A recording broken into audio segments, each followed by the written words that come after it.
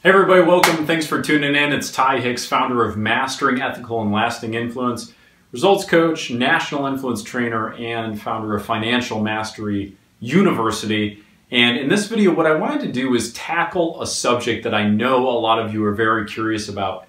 And it's on the subject of habits. You know, this idea goes way back, all the way to the time of Aristotle. And what I want you to understand firstly is that taking your life to the next level, no matter what that means for you, whether it's finances, relationship, personal health, business, whatever, I gotta tell you that the one big breakthrough I had that really changed the game of how I looked at things in terms of closing that gap between where you are and where you wanna be is understanding this critical role of habits. Because, you know, in a single moment, you may have a very hot intention to go and do something and make a change and start the gears turning in a different direction than how you've been living currently. But the problem is, if you can't sustain that, if you cannot consistently do actions that support and align behind what you were trying to create for your life, then you're doomed to fail. And that's just the sad reality. A life is not transformed by simply making one action that supports your goal or supports your mission, but rather we need to remember that we are what we consistently do. And if you want to make sure that you are creating the destiny that you desire, you need to understand that rituals equal results, results equal destiny. And so somebody who eats a Big Mac every single day is going to have a very different set of results and a very different destiny than somebody who exercises at the gym for 30 to 60 minutes every single day and prioritizes eating healthy live foods, for example. Somebody who spends their money on careless habits and fails to invest and plan for their future is going to have a very different set of results and a very different destiny financially than somebody who meticulously plans their financial freedom and consistently is investing in the proper areas to get themselves in a place where they're going to be where they want to be financially. This applies to relationships as well. Somebody who doesn't take the time to create special and sacred moments and memories with their partner on a regular basis is not going to have the same results in terms of passion and aliveness and curiosity and mystery in that relationship as somebody who does make those priorities. Right? And the rituals play at a kind of macro level and a micro level. Same goes for business. What kind of systems and rituals do you have that are either not supporting or supporting your mission in business? It's time to take a good hard look at those things, because everything I know about helping people close the gap between where they are and where they want to be relies on a level of awareness, a level of extra cognition or metacognition, a way of kind of moving yourself out of the landscape where you've currently been operating in and starting to look a little bit more critically at your actual behavior, kind of removing yourself one dimension from the experience. So all of a sudden you can say, wait a minute, these rituals that I'm engaged in, these habits that I'm doing, do these really support where I want to go? Or rather, am I just reacting to my environment? Am I just keeping around poor habits that I developed automatically or from someone else who was in my environment or from who knows where from the past? And they're essentially shackling me to my previous destiny and not enabling me to get fully aligned behind where I really want to go. That's the type of question you want to be asking yourself. So firstly, get clear and compelled on where it is you want to go. And then the next question is, okay, what would you need to consistently do in each of these key areas of life to move you closer to that direction? Because if you can magnify your capacity in each of these core areas, even by 0.5% or 1% a day, that's how you start to get geometric growth in terms of your identity expanding.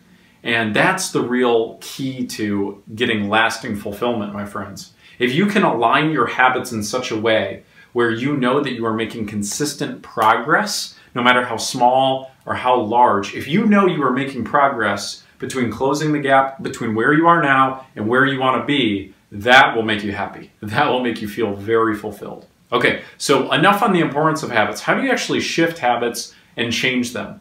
Well, first of all, you need to get clear on what they need to be. I also have a video that you might want to check out on redefining your rules, and that's a really awesome exercise that you should engage in. It'll very much help you get clarity on what your new habits should be.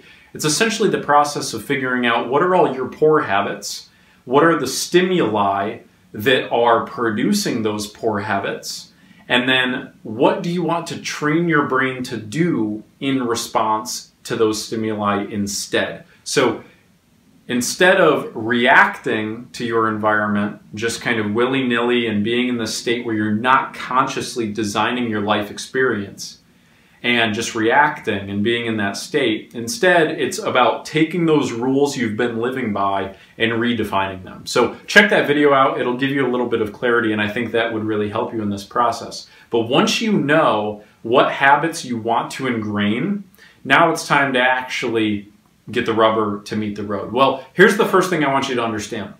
You are not going to have success in getting a new habit implemented when you are trying to pile it on top of an existing habit that already exists.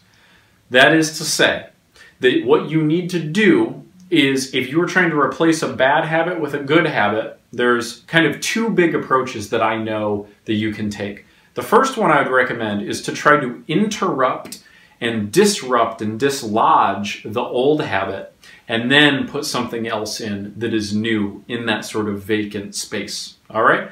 So for example, if you're having difficulty waking up and going to the gym, this is something I struggled with for a very long time.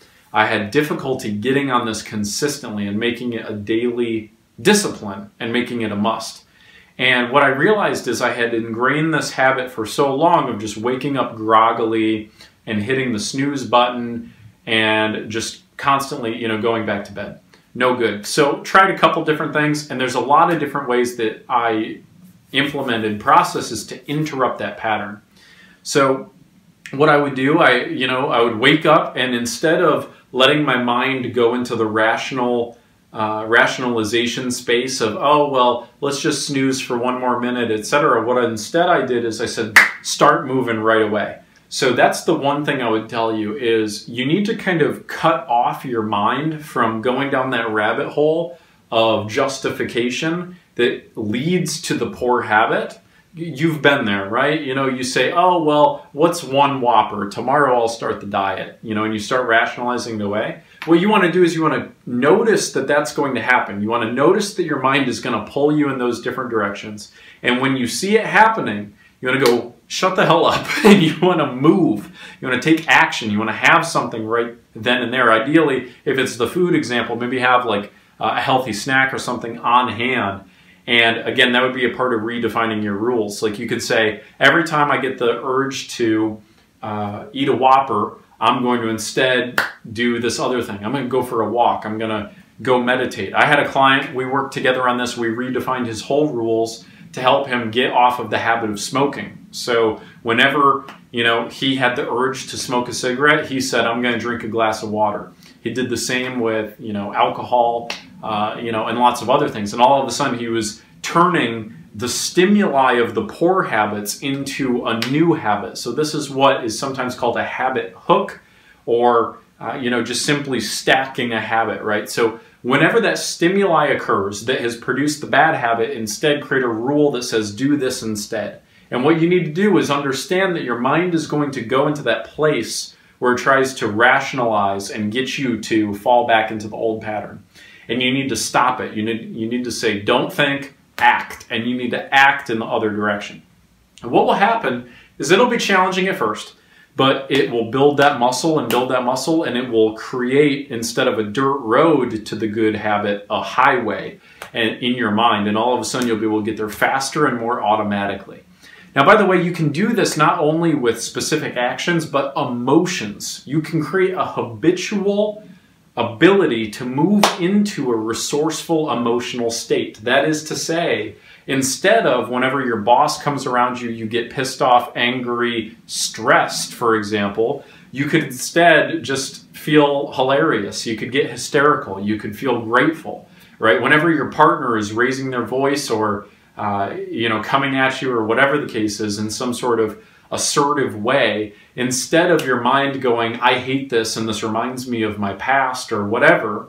Instead, you could just say, she's loving very loudly at me. And that sounds trite, it sounds rote, but what I mean to share with you here is you're in charge of what your life experiences mean. And if you need a refresher on this, check out my other video on the map doesn't equal the territory, as well as one question that could change your life. Those are two videos you definitely want to check out so you can understand exactly how flexible our own internal mental structures are in terms of the perspective that we apply to our life experiences. So it's up to you to define what meanings you attribute to your life experiences, even when you don't get to choose what those life experiences are every single time. Hope that makes sense to you.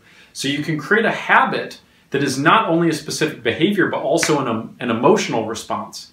So you can create a habit, for instance, where, whenever you make a move with your body, you get confidence or assertiveness or excitement or playfulness, right? This is called anchoring. So that's another thing that you could incorporate to develop those more resourceful states. So when you're trying to overcome a bad habit, interrupt the existing habit. So I was trying to wake up early and go to the gym. So what I would do is I would cut off that train of thought and I would just start doing push-ups right there. And what will happen is you need to get your body in a different state, because in a different state, you'll make a different decision. And that's the reality. And as soon as I did that and I got my breath going and my blood was pumping and all of a sudden I felt alive, all of a sudden I felt awake. I had kind of shaken the sleep from my head and I was ready to go to the gym. I was primed and excited and the endorphins were flowing. So that was one thing I did. I also took some cold water and just threw it over my head. That'll be one way to change your state really quickly. So if you want to change your habit, whenever that stimuli occurs, redefine the rule, interrupt the old existing pattern, and then bring in that new pattern and reinforce it, right? You want to have some sort of reward at the end of that habit. For further reading on this and more detail, I recommend you check out the book, The Power of Habit. I forget the author's name, but a fantastic book, and it will definitely show you a lot more of the details as to how habits are constructed and how you can create new and better ones. But understand, as a final reminder, that you are what you repeatedly do. And if you don't take control of your habits, you will fall into automatic reactionary habits that don't support your goals. So I hope this is helpful. Hope to talk to you soon and continue the conversation. Thanks for tuning in.